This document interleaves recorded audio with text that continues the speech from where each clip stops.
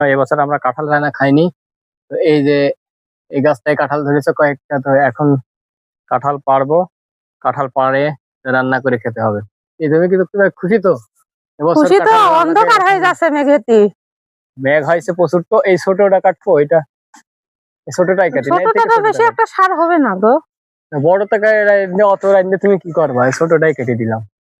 ওই আচ্ছা, ওই ওই বড় ওই পাশে যে বড়টা আছে ওইটা কাটো। এইটা হ্যাঁ, একই সাইজ হ্যাঁ। নিলাম কেটে।